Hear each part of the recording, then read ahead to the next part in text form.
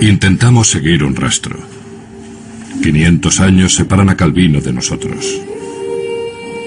¿Qué recuerdos nos llevan hasta él? ¿Cuánta distancia hemos de mantener para obtener una imagen de su personalidad y de la sombra que proyecta su figura hasta nuestros días?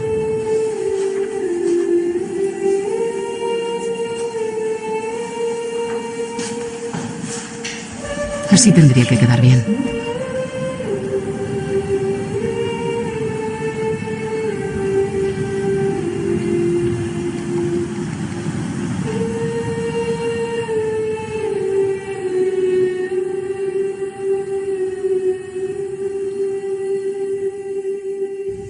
Calvino, reformador y figura provocadora.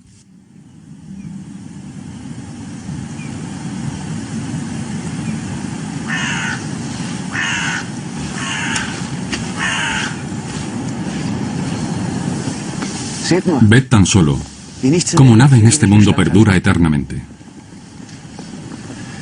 Ved cómo todo está en continua agitación. Ved cómo los seres humanos pasan de repente de la riqueza a los harapos. ¿Qué podemos encontrar en el mundo sino problemas por todas partes? Si encontramos un lugar para descansar, ¿qué seguridad tenemos de que podremos permanecer allí? Donde se halla en el mundo un pequeño rincón en el que solo por un breve espacio de tiempo haya existido la paz.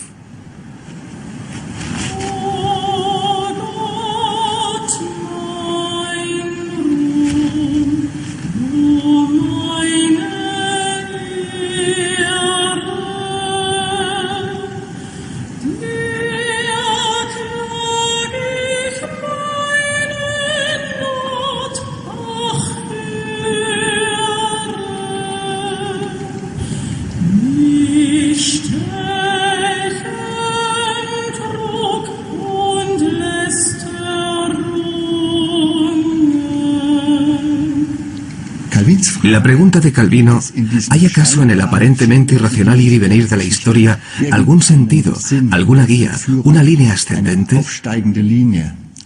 Y esta pregunta, ¿existe la providencia? ¿Es mi vida básicamente, en el sentido de un proceso térmico, hablando en términos modernos, una breve actuación? ¿O acaso está guiada por Dios? ¿Hay, aunque no lo pueda asegurar con mis experiencias, a pesar de todo, un buen objetivo? Esta es para él, básicamente, la pregunta decisiva. Calvino, uno de los reformadores europeos más grandes. Muchos le han olvidado hoy día, para otros su imagen oscila en medio de la historia. Se convirtió como ningún otro en una figura provocadora, oculta entre múltiples tópicos. La mayoría de la gente hoy día conoce poco a Calvino.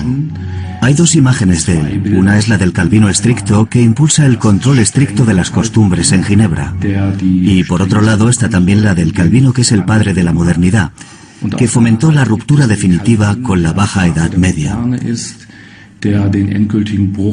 Y luego también existe naturalmente una forma de tipo cómic de entender a Calvino que en gran parte está desligada del personaje histórico de Calvino.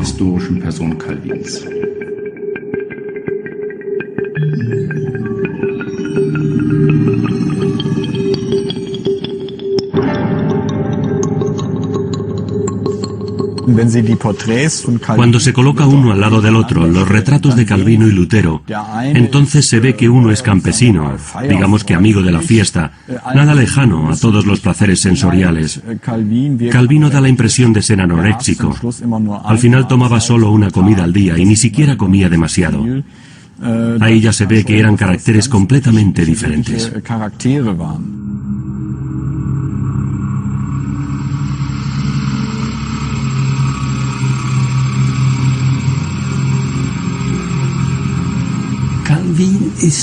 Calvino es el reformador incómodo. Hay ciertos pasajes en su obra que hoy día nos resultan absolutamente difíciles de asumir así, sin más. Hay en cambio otros pasajes donde uno encuentra joyas que se encuentran desaprovechadas.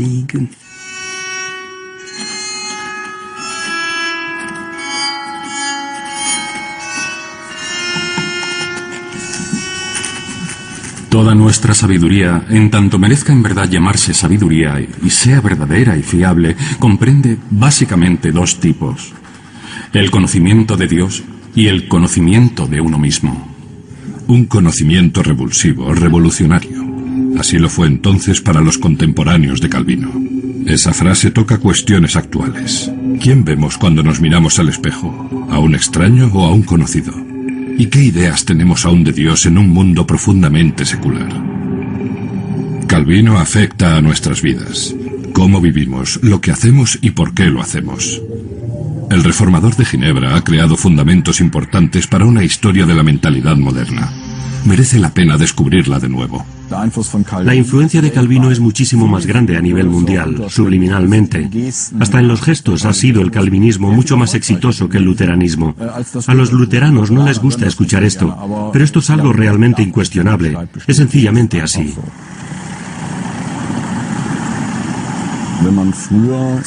Cuando antes se venía a la iglesia, se tenía la impresión de asistir a un salón del automóvil, ya que ante las iglesias calvinistas de Holanda y en el lado alemán se aparcaban modelos de alta gama y precios elevados.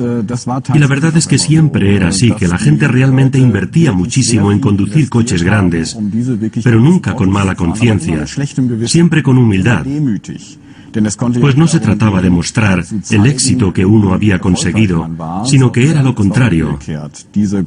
Esos grandes coches eran la prueba de que Dios había aceptado el trabajo.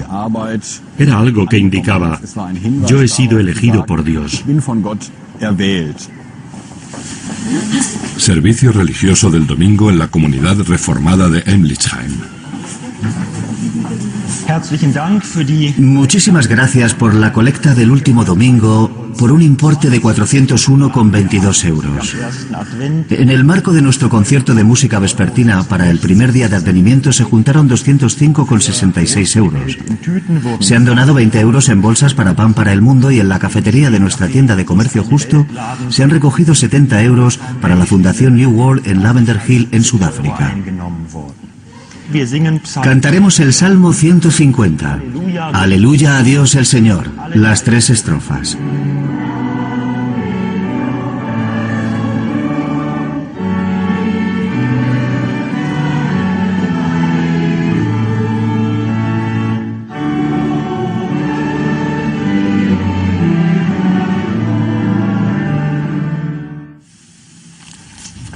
A la palabra tenemos que ceñirnos.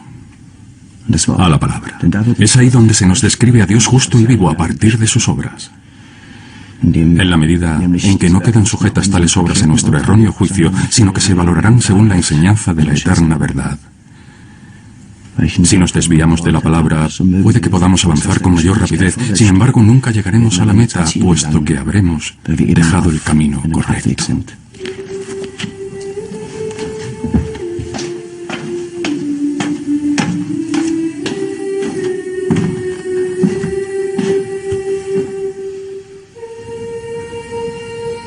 El Espíritu de Dios que reside en nuestro corazón hace que sintamos en nosotros la fuerza de Cristo.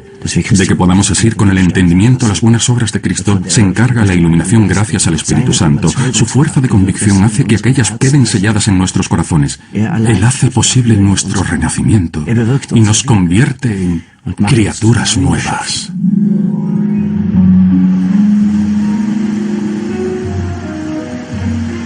(1620) Partida hacia un nuevo mundo. Se trata de una partida en el espíritu de Calvino. Desde Leiden, Holanda, comienzan los padres peregrinos su travesía hasta la costa norte de América. Echando la vista atrás se puede considerar un suceso mítico. Se trata de puritanos, calvinistas de muchos sitios a bordo. Llevan un tesoro consigo, una Biblia.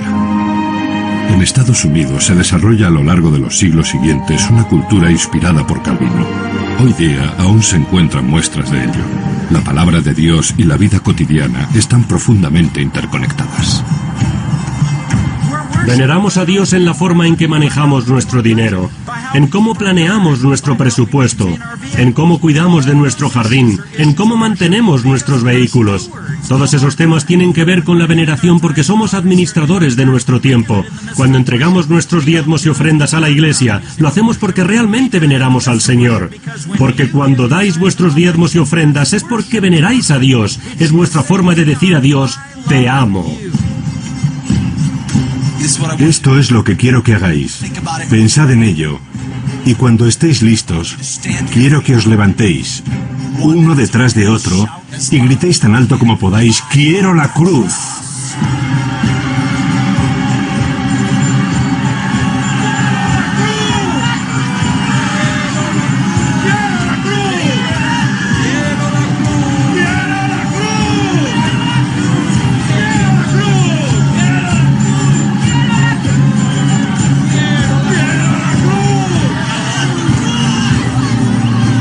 La historia del calvinismo, ya en los Estados Unidos, se muestra llena de contradicciones y escisiones de la enseñanza original de Calvino. La efectividad del reformador queda fuera de toda discusión, pero no se mide por la cantidad de sus seguidores. ¿Quién querría hoy día llamarse calvinista? Incluso las iglesias reformadas que tienen su origen en Calvino conforman un entramado de desarrollos diferentes. Hay cientos de iglesias reformadas en el mundo y hay algunas iglesias que ni siquiera saben que otras también son reformadas. ¿A qué se debe esto? Hay una curiosa particularidad de Calvino. Una forma típica de su pensamiento que se proyecta hasta la actualidad. Por un lado, el pensamiento de Cristo tiene que extenderse mundialmente, pero por otro, solo podemos actuar en concreto en un lugar determinado. El suceso a través del cual Calvino decide comenzar una nueva vida ha pasado a ser una leyenda. En 1534 estaba de viaje por Francia. Se encuentra inmerso en una profunda crisis. Su confianza en el catolicismo se ve quebrantada. Más tarde se acordará de tal momento. Estaba tan obstinadamente apegado a la superstición del papado que no me resultó fácil salir de tan profundo abismo. Dios, no obstante, doblegó mi corazón, que para su edad ya estaba bastante porfiado gracias a una repentina conversión. Como si se tratara de un imprevisto rayo de luz, reconocí en qué abismo de errores, en qué inmundicia me encontraba. Así que, oh Señor, cumplí con mi obligación y me entregué nervioso y maldiciendo mi vida anterior a tu senda.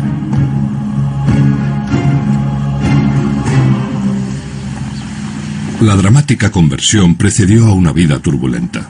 Los orígenes de Calvino estaban en la provinciana localidad de Pont-l'Évêque, al norte de París.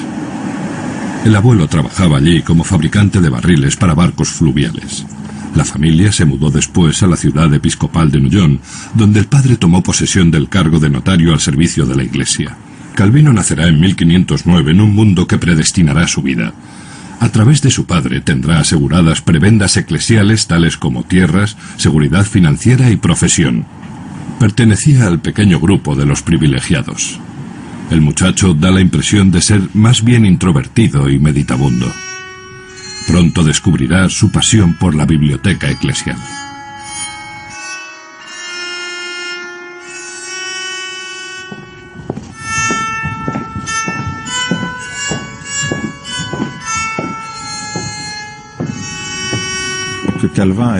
A Calvino, como uno de los intelectuales franceses más brillantes de su época, le estaba designado un espléndido futuro en el campo de las humanidades. En realidad debería haber seguido una carrera humanística, puesto que estaba muy familiarizado con la cultura grecolatina. Ratio et disciplina studio sapientiae, quae philosophia dicitur.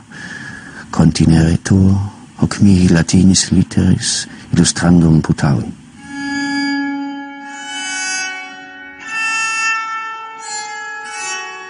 El mundo de los libros le cautivará durante toda su vida. Le ofrecerá una seguridad y una intimidad que no encontrará nunca en la vida real. Inspirado por los viejos maestros, comenzará pronto a escribir el mismo.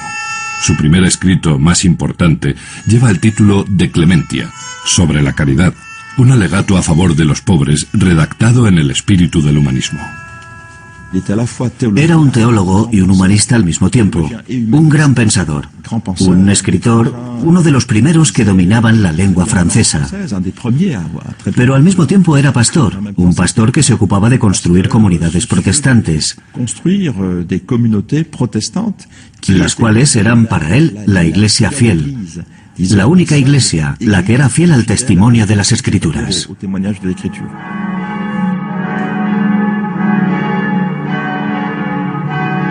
Noyon, hoy día es una pequeña ciudad. Hace 500 años, sin embargo, era una importante sede de la Iglesia Católica. Durante siglos aquí había gobernado el obispo, a su capricho, sobre la población. El padre de Calvino lo siente en sus propias carnes. En una ocasión, al expresar una opinión discrepante, es excomulgado de la Iglesia. Para Calvino esto es una experiencia terrible. Esto le hace llegar más tarde a la conclusión de que solo a Dios le corresponde juzgar a los hombres. Surgen dudas en él. Calvino vacila entre la sumisión y la rebeldía. Él tiene ante sí a una iglesia que para él se ha ido alejando cada vez más de sus fundamentos bíblicos. Cuando Calvino descubre la fe, mediante escritos de Lutero y de Oídas, este gran descubrimiento de la inmerecida gracia de Dios se ve confrontado a una sociedad que está perdiendo el control. La Iglesia está corrompida. El poder en las manos de ciertas personas desprecia a los pobres. En el siglo XVI se encontraba uno en una situación de terrible desesperanza. Cuando lleva a cabo tal descubrimiento, resulta para él un verdadero impacto tener que decirse: ¿cómo ha podido llegar la Iglesia a esto?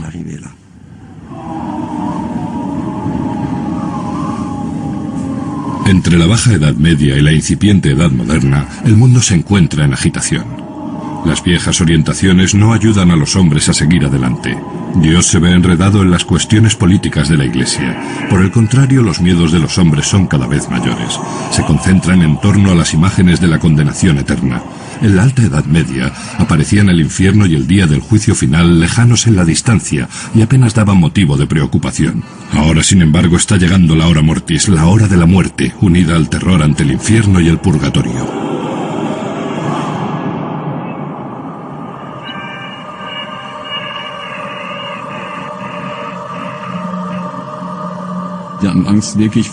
La gente de entonces tenía miedo realmente a un juicio, a las torturas del infierno.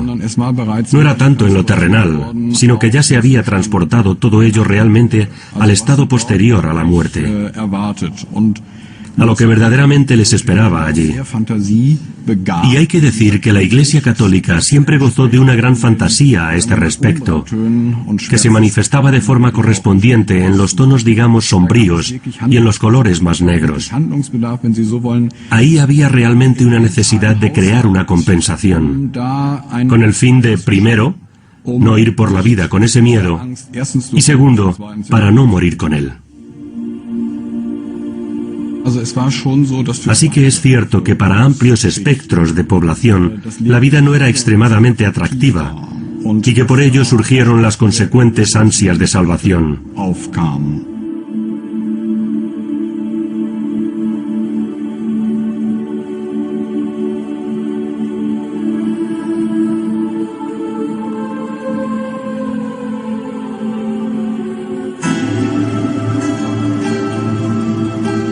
Estas ansias de salvación se utilizaron por parte de la Iglesia Católica de forma extrema, en sentido monetario. Es decir, esas ansias se conseguían trabajando por ellas, como todos sabemos.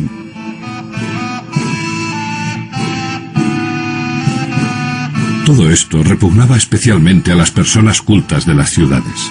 Se escandalizaban por un culto que marcaba pautas religiosas arbitrariamente. El Espíritu Santo y la omnipotencia de Dios se ponen en cuestión, dándose prioridad a una adoración exagerada de la Virgen María. La fuerza de la palabra de Dios desaparece detrás de imágenes grandiosas. La consecuencia es un culto desbordado a los santos. Los santos están ahí para todas las situaciones de la vida, desplazando así los fundamentos bíblicos de la fe. En especial, la veneración de reliquias hace que surja un mercado de lo irracional y de la creencia en los milagros. La abominación de Calvino por estas prácticas muestra que él se anticipa a las ideas de la Ilustración, alineándose con los humanistas y naturalmente también con Martín Lutero. Ambos se ven como portavoces de una pujante clase de ciudadanos que buscan orientación para sus acciones y desean para ello tener una clara imagen de Dios. Santa Ana, la madre de la bendita Virgen, tiene un cuerpo completo en Ath, en la Provenza, otro en Notre-Dame de Lille, en Lyon. Tiene una cabeza en Trier y otra más en Düren, en el condado de Jülich, y una tercera en Turingia, en una ciudad que lleva su nombre. De las demás reliquias que se muestran en otro centenar de lugares no quiero ni hablar.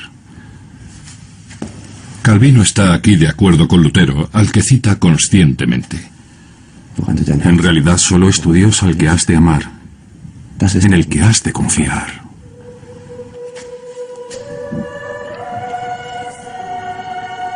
En la fe calvinista tiene lugar una gran limpieza. Una limpieza en relación con cualquier mediación en el sentido de una jerarquía eclesiástica, en la que todos son iguales. E incluso se da una gran purificación en todo lo relativo a cualquier tipo de práctica que hubiera tenido cabida en la Iglesia. Peregrinaciones, culto de reliquias, astrología, magia. Se trata de que el ser humano no se puede crear imágenes de Dios, sino que Dios solo se puede reconocer cuando Él mismo se muestra.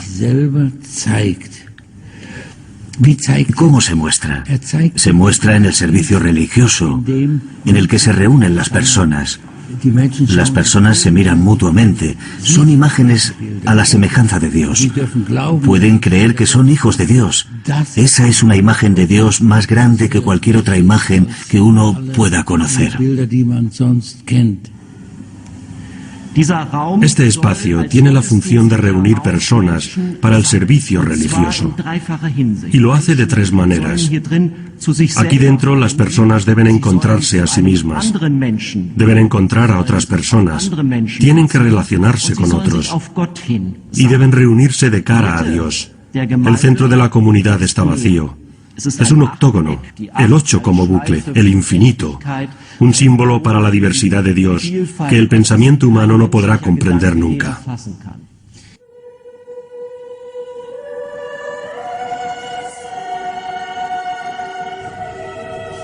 La incomprensibilidad de Dios, para Calvino, una idea central. Esto guía de vuelta hacia la soberanía de Dios en la Biblia. Una experiencia contemporánea se suma a ella. El erudito Nicolás Copérnico había sentado las condiciones para una nueva visión de Dios. El recién descubierto cosmos hizo que el cielo se derrumbara junto con el amado Dios. Dios pareció haberse difuminado en sus infinitas inmensidades, una experiencia que con seguridad llenaba de escalofríos a los creyentes. Calvino da la vuelta a este conocimiento de forma positiva. Dios es espíritu puro. A la pequeña tierra le quitan toda señal divina, y gracias a ello, el hombre la recupera. Dios es, cuando se le piensa de forma racional y clara, algo distinto del mundo. Y el mundo es, hablando en términos mundanos, terreno para la actividad. Cuando se desacraliza de este modo el mundo y se seculariza en cierto sentido y se lleva a cabo la diferenciación Dios-mundo de forma muy precisa y consecuente, y en cierto sentido también de forma radical, Dios es el otro. En el sentido de lo totalmente incomprensible, uno queda privado de él, y entonces el mundo realmente, de una forma aún más intensa, se vuelve terreno para la actividad. Esta idea de Calvino adquiere más tarde un gran significado. El sociólogo Max Weber encuentra aquí las bases de una nueva concepción del trabajo. La Edad Media solo lo había visto como esfuerzo y castigo. Calvino ennoblece el trabajo como muestra activa de la gracia de Dios. Los creyentes, por el contrario, valoran a Dios en la medida en que aceptan y dan forma al mundo y a la naturaleza. Esta vida, a pesar de todas las miserias que contiene, ha de considerarse como una bendición divina. Si no la tomamos como una buena obra de la mano de Dios, nos convertimos en sujetos de enorme ingratitud. No solo innumerables testimonios de las Escrituras, sino la naturaleza misma nos lleva a dar gracias al Señor por habernos dado la luz de esta vida.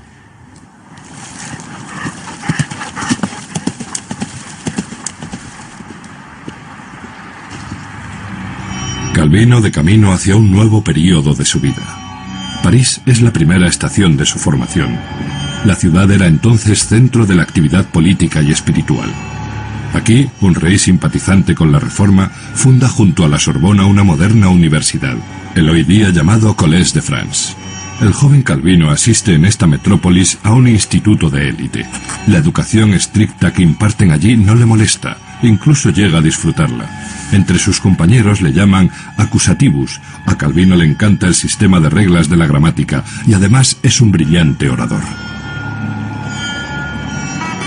Luego va a Orleans, donde siguiendo el consejo de su padre, comienza los estudios de Derecho.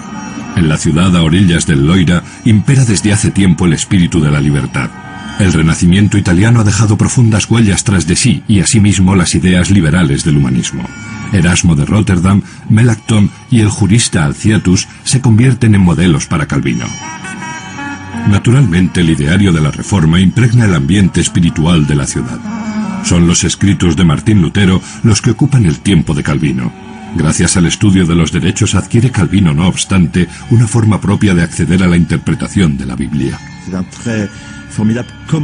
Era un excelente comentarista de los Evangelios y de la Biblia en general. Como hombre de Biblia, Calvino ayudó a crecer a sus comunidades y a apoyarse sobre el testimonio de toda la Biblia. Y cuando digo toda la Biblia, es para subrayar que Calvino, al contrario que Lutero, revalorizó el Viejo Testamento. Todos los libros de los profetas, a los que se les otorgaba solo un significado de segundo nivel, con el fin de atraer la atención sobre la luz de los Evangelios. Para Calvino, toda la Biblia es la palabra de Dios y actualiza los textos de los profetas. Son textos muy importantes. Ante el Tribunal de la Facultad de Derecho defiende Calvino su trabajo de licenciatura. Como siempre, esto sucede en medio de una gran concentración y disciplina. Más tarde, durante el ejercicio de su labor educativa y en sus sermones, se muestra la impresión indeleble de esta experiencia de la Facultad de Derecho. Nadie ha progresado tanto en su sabiduría que no pueda, gracias a la formación cotidiana que le proporciona su trabajo de la ley, realizar nuevos progresos hacia el puro reconocimiento de la voluntad de Dios. Para él, la ley es algo positivo. La ley también es el Evangelio. Ahí se diferencia él muy claramente de Lutero, que ve una contradicción entre la ley y el Evangelio. La ley es la vieja alianza. El Evangelio es la nueva alianza. Es Cristo. Calvino ve a Cristo también en la ley. A la contribución de Calvino a la historia de la Iglesia se le puede encontrar un denominador común. La fuerza de irradiación de la palabra bíblica posee una conexión para él con la autoridad de la ley. Punto de vista este en el que los católicos más tarde se mostrarán bien laberínticos o bien disidentes. Este monumental grabado lleva la denominación de los dos caminos. Es básicamente una representación de aquel tiempo de los dos posibles caminos de la cristiandad. El camino católico, consumado en primera instancia por el Papa, los obispos y las diferentes órdenes monacales. Aquí se encuentran los distintos grandes temas que se critican por parte del protestantismo. El culto a las reliquias, la veneración de imágenes y muchas otras cosas. Este camino conduce, por tanto, a la perdición. Mientras que el otro camino, el que lleva al Jerusalén celestial, este camino es el que toma aquí el peregrino. Este camino le lleva hacia los textos de la ley, al libro, que es la más alta referencia de la religión reformada. a los dos sacramentos que han mantenido los protestantes, es decir, el bautismo y la Eucaristía. Y esta última parte del camino lleva al Jerusalén celestial. El camino vital posterior de Calvino está marcado por la inseguridad. Un hombre en los tiempos revueltos de esa época y en constante huida. Fascinado por las ideas de la Reforma, vuelve a París, donde inicia finalmente el estudio de la teología. Pronto se fijarán en este prometedor estudiante las fuerzas reformadoras. El rector de la Universidad Reformista, Kopp, hace trabajar a Calvino en una campaña contra el despotismo católico. Calvino tendrá que pagar por su entusiasmo. Amenazado por la Iglesia católica y perseguido, abandonará París, convirtiéndose en fugitivo. Estos tiempos apenas ofrecen tranquilidad de todos modos. Las guerras se desatan y terminan pronto con el clima de libertad. Los protestantes en Francia se ven envueltos en una gran inseguridad debido a diversos incidentes. Primero se les autoriza como iglesia y luego, sin embargo, se les persigue cruelmente. Finalmente termina el movimiento reformador en Francia en la masacre de la noche de San Bartolomé. Estas experiencias de la huida son las que Calvino deja fluir en su doctrina.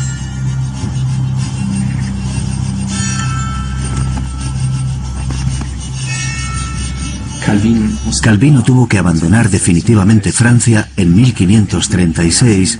Como autor de su obra Institutio, era naturalmente un hereje y pendía sobre él la pena de muerte. Esta condición de ser básicamente un teólogo del exilio llevó a que también su teología fuera mucho más pragmática.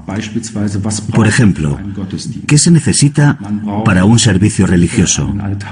No se necesita una iglesia, un altar, un crucifijo, sino que basta con tener un local, una Biblia y que alguien lea en alto. Eso debe bastar para tener un servicio religioso completamente válido.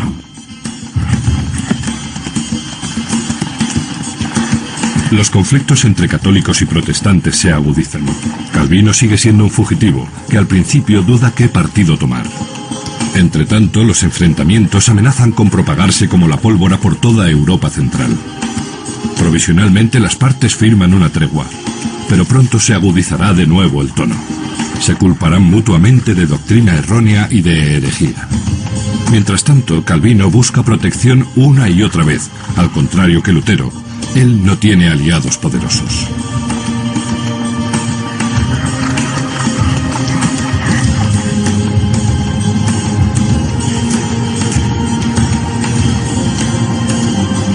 Basel. En esta metrópoli suiza fundarán más tarde los hugonotes franceses las grandes fábricas químicas, tal vez como expresión de una voluntad de trabajo que se retrotrae a Calvino. Aquí encuentra Calvino la oportunidad de escribir en poco tiempo la primera versión de su gran obra, Institutio Religionis, la institución de la religión. Este libro es el fruto de sus experiencias y al mismo tiempo un documento de su talento espiritual. Con Institutio, Calvino se muestra a la altura de las discusiones histórico-religiosas. Se coloca con los mismos derechos junto a grandes reformadores como Zwingli y Lutero. Este libro es también el punto final de un desarrollo que durante su juventud le había guiado hasta el humanismo.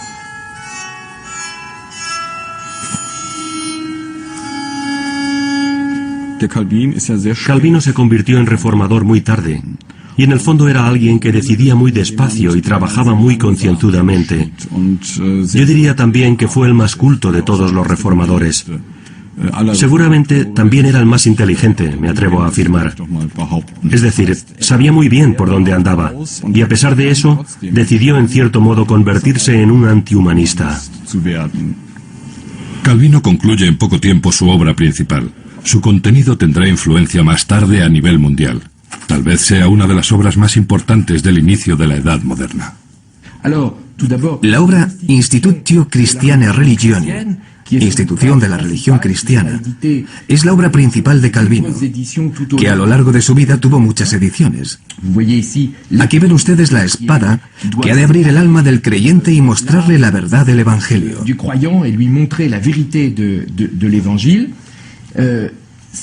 Dicha obra la publica Calvino tanto en latín como también en francés. Tengo también aquí este retrato. No es un grabado, sino un dibujo. No sé si pueden reconocerlo, porque es difícil de ver. El dibujo contiene de hecho el comienzo del texto de Institutio Christianae Religionis. Se ha escrito con el microscopio. Con tal retrato de Calvino se quería hacer hincapié en que aquello que cuenta no es tanto los rasgos faciales de Calvino, sino lo que escribió. Toda su obra ha marcado profundamente al protestantismo, así como también al humanismo de la sociedad europea y de la cultura europea.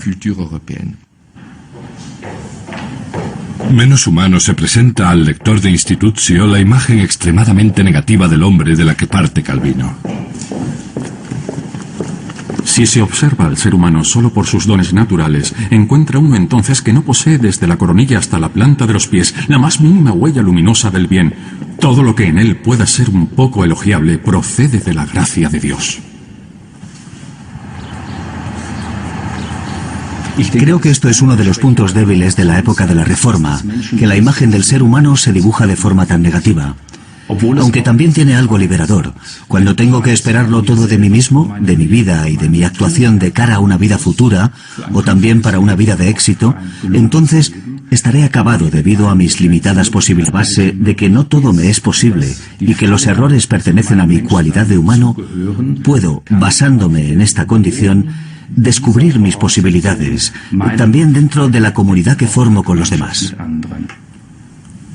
Un ser humano habrá penetrado en el conocimiento correcto de sí mismo cuando él, al ser consciente de su necesidad, de su carencia, de su desnudez y su vergüenza, haya quedado completamente humillado y abatido. Pues no existe peligro de que el ser humano se niegue a sí mismo. Solo tiene que reconocer que ha de obtener en Dios lo que a él le falta. La radicalidad del pecado se destaca, pero no se hace tanto hincapié en la miseria del ser humano. Hay una parte del Imago Dei que aún está íntegra.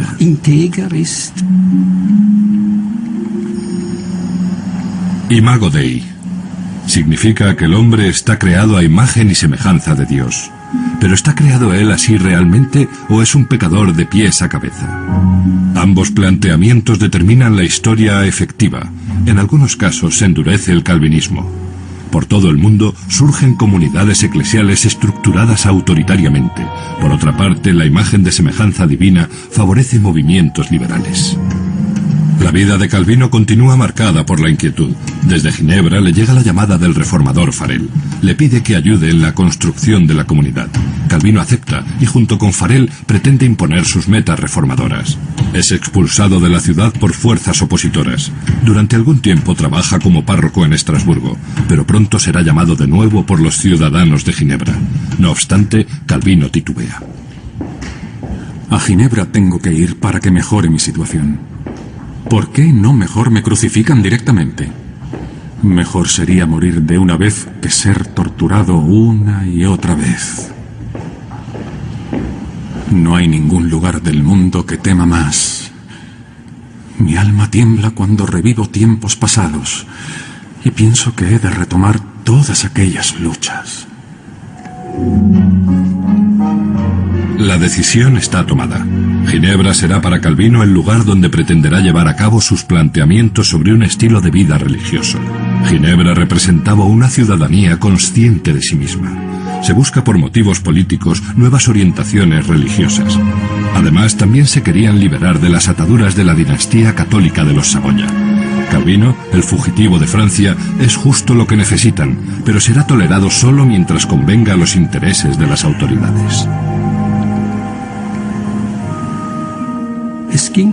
Se trataba de la independencia de la ciudad de Ginebra. Los esfuerzos reformadores adquirieron allí el carácter de una lucha por la libertad.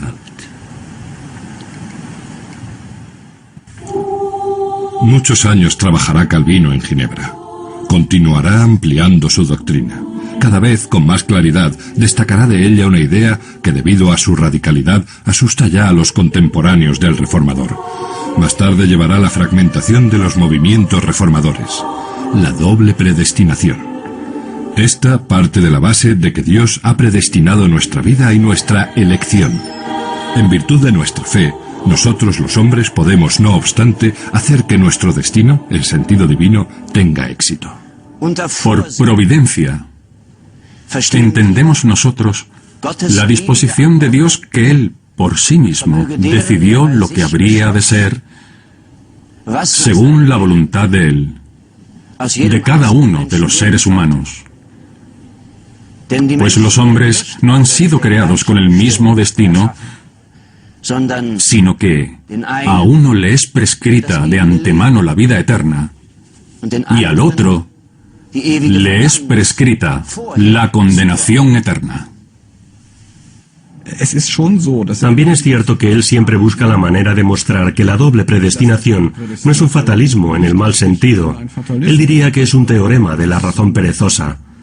Eso no debe hacerse. No se puede uno cruzar de brazos y decir, de todos modos ya está todo predestinado. De lo que se trata es de tener una fe fuerte. Es decir, que la fe realmente es lo que da a uno la seguridad de ser elegido, de que desaparezca el miedo. Y luego significa también que uno puede comportarse de forma distinta con el entorno, con la mujer de uno, con el amigo, con los niños de uno. No pertenezco a la clase alocada de amantes que también alaban los errores de sus amadas una vez que han sido seducidos por su belleza.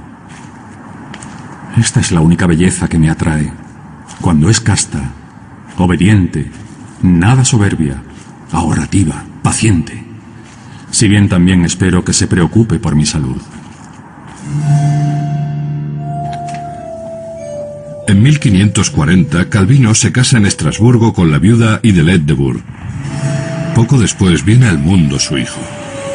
Ambos sucumben, no obstante, años más tarde, a una enfermedad mortal. Tales golpes del destino los acepta Calvino como la voluntad de Dios. Su trabajo no se verá interrumpido por ello. Si ustedes observan la historia del matrimonio de Calvino, tendrán que coincidir conmigo en que la alegría, creo, era limitada. En el fondo, lo que él quería demostrar realmente con su matrimonio era que no había necesidad en absoluto de vivir célibe y que era una estupidez. Él realmente, muy cerebralmente, siguió paso a paso su programa hasta que tuvo una mujer que se correspondía más o menos con su idea. Pero él quería, en definitiva, que esta mujer le facilitara su día a día. Buscaba un programa de asistencia de 24 horas con pocas ausencias nocturnas. Y cuando la mujer desgraciadamente muere tan pronto, él da por terminado el proyecto y dice, no lo repetiré. Desde el punto de vista de la política eclesial, Zúrich constituye el polo opuesto a Ginebra. Aquí había trabajado el reformador Zwingli y había dado vida a una nueva rama de la renovación teológica. Especialmente en la cuestión de la Eucaristía, predomina el disenso entre los adeptos a Zwingli y a Calvino. Para Zwingli, Dios es el único presente en la memoria de la comunidad. Calvino hace hincapié, por el contrario, en la presencia espiritual absoluta de Dios en la celebración. Para los ilustrados del siglo XVIII, esta es una diferencia importante. En la teología de Zwingli hay ciertos rasgos racionalistas que encajan bien en la imagen del mundo de la Ilustración. Cuando Zwingli dice el sujeto de las acciones es la comunidad, eso refleja, por tanto, completamente el sentido dado por la Ilustración, ¿verdad? Cuando Calvino declara el triunfo de la gracia sobre los hombres pecadores, se hace evidente que eso no encaja en la imagen de la Ilustración.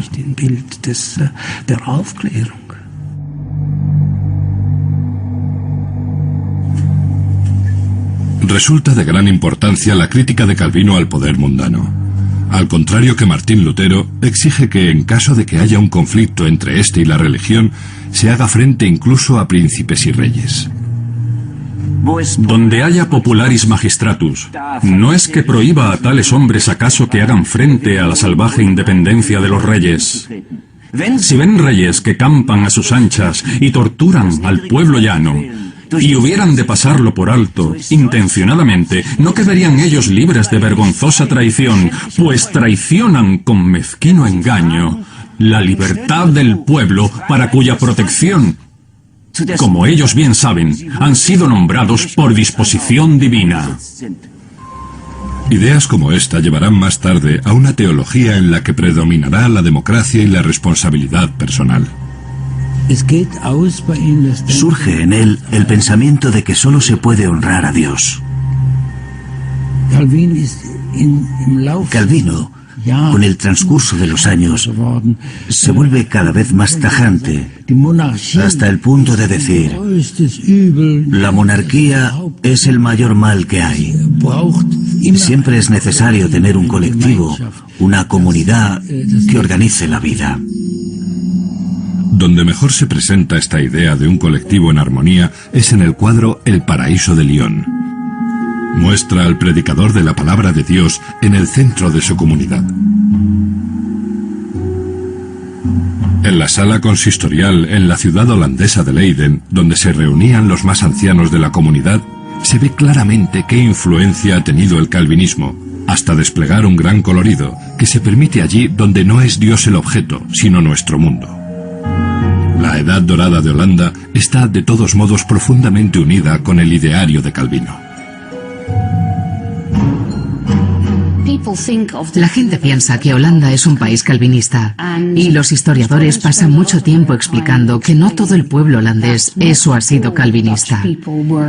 Por otra parte, el calvinismo ha sido increíblemente importante en la formación de un Estado holandés independiente a finales del siglo XVI y dominó la vida pública religiosa en los siglos XVII y XVIII. Porque otras iglesias estaban prohibidas. Así, en la Edad Dorada holandesa, la única religión permitida en público, fue la religión reformada.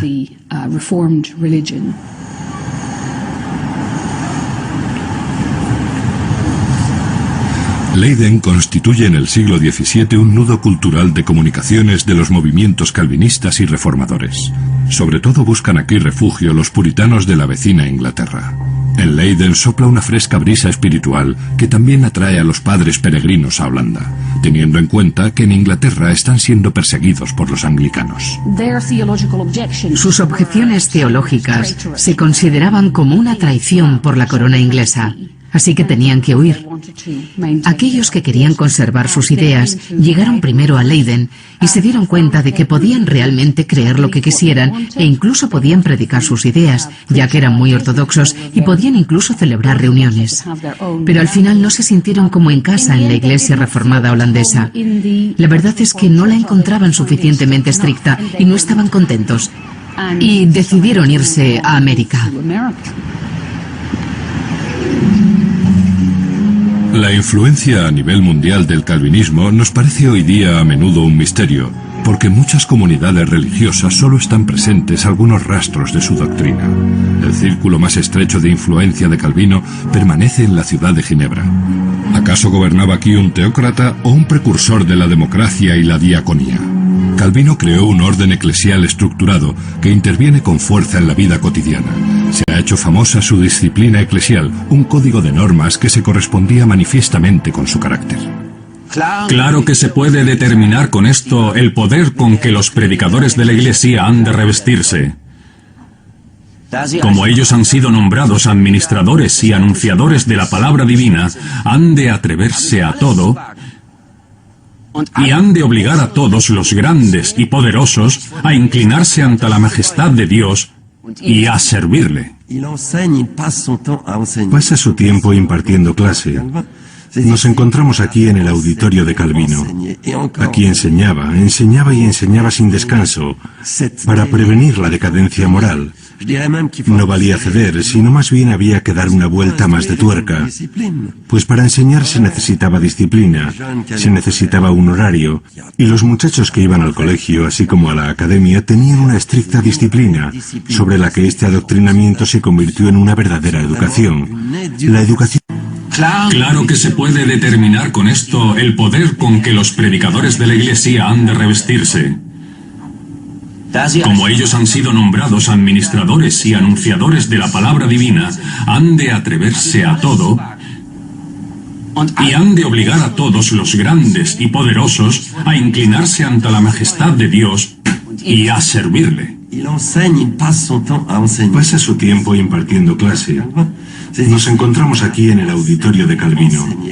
Aquí enseñaba y enseñaba sin descanso para prevenir la decadencia moral. No valía ceder, sino más bien había que dar una vuelta más de tuerca.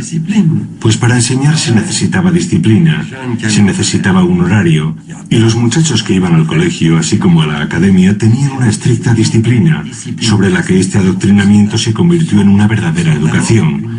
La educación para ser hombres nuevos, si se me permite la expresión.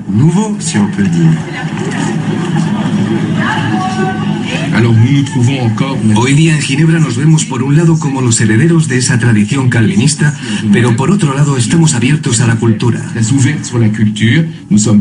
Este espíritu lo cultivamos aquí en la universidad y esperamos que el calvinismo continúe sirviendo para interpretar el mundo, la economía, la sociedad, la familia y la totalidad de las cuestiones que nos motivan. El calvinismo siempre ha puesto la mirada en la ética. Eso constituye una parte de su tarea, incluso hoy día también. Especial atención atrajo ya entonces el caso de Miguel Servet. Servet era un librepensador que negaba la Santísima Trinidad, un absoluto tabú que ninguna iglesia cristiana tocaba. Cuando Servet llegó a Ginebra, la magistratura hizo que lo detuvieran con el consentimiento de Calvino y lo encerraran en la cárcel. Y él también aprobó la pena de muerte para su adversario. También se da por cierta la historia de que Calvino, la víspera de la ejecución, fue al calabozo para disuadir a Servet. Al no mostrarse este nada razonable, Calvino se vio confirmado en su rígido veredicto. Calvino envió realmente a un adversario, a un pensador español, a la hoguera. En cierto modo lo hizo con tacto, movió los hilos a escondidas, como diríamos hoy día, y tampoco debemos olvidar que más o menos toleró una de las formas más brutales de ejecución, la hoguera. El día de la ejecución lo describe más tarde el escritor Stefan Zweig en una polémica biografía. Calvino, que para Zweig era tan radical e intolerante como dubitativo y vacilante, se encierra en su casa el día de la ejecución de su adversario espiritual, acurrucado detrás de su ventana, como si deseara que aquel acto espantoso de algún modo no llegara a ocurrir. La quema de Miguel Servet siempre se ha tomado como motivo para condenar al reformador Calvino.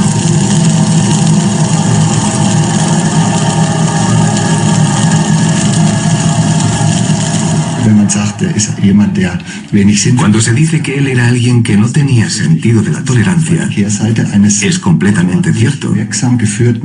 Pero se trataba de la otra cara de una lucha dirigida con extremada efectividad por la supervivencia de una creencia.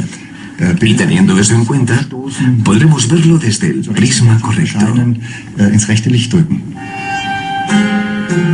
Este hombre, que en sus acciones y en su mundo emocional estaba aún atrapado en la Edad Media, en muchas cosas se esforzaba no obstante por la reconciliación, sobre todo en la equiparación de los distintos movimientos reformadores en toda Europa, se mostró Calvino más tolerante que otros.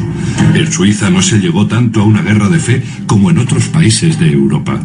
En el conflicto con la burguesía de Ginebra, se esforzó Calvino durante toda su vida por ayudar a los fugitivos y a los pobres. A los pobres no hay que mostrarles compasión, sino que hay que hacerles justicia. Y se les hace justicia en la medida en que no se les trata como pobres. Esto no lo oían con agrado esas clases sociales aburguesadas en Ginebra. Calvino se consumía en su trabajo. La rigidez inhumana que se aplica a sí mismo le lleva a sufrir cada vez mayores achaques físicos. Me veo como alguien tímido, pusilánime y sin energía.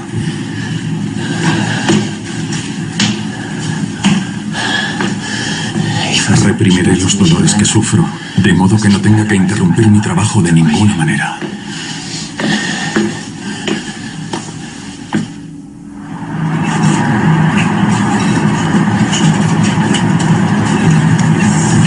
Calvino trabajó en Ginebra durante más de 20 años. Finalmente, Lentamente sus fuerzas se iban agotando. Su muerte está en puertas. Calvino deja tras de sí, al final de su vida, un sistema comunitario organizado.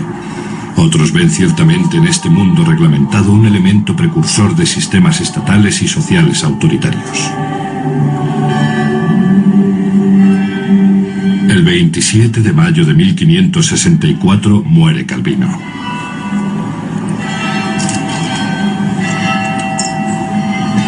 Poco antes de esto se mostrará radical en una cruda valoración personal. He tenido muchas debilidades que habéis tenido que soportar. Y todo lo que he hecho no vale nada en el fondo. Las malas personas sacarán provecho seguramente de esta frase. Pero lo diré otra vez, que todo lo que he hecho no vale nada y que soy una criatura miserable. No obstante, puedo decir de mí que siempre he deseado el bien, que mis errores siempre me han disgustado y que en mi corazón siempre estuvo la raíz del temor de Dios.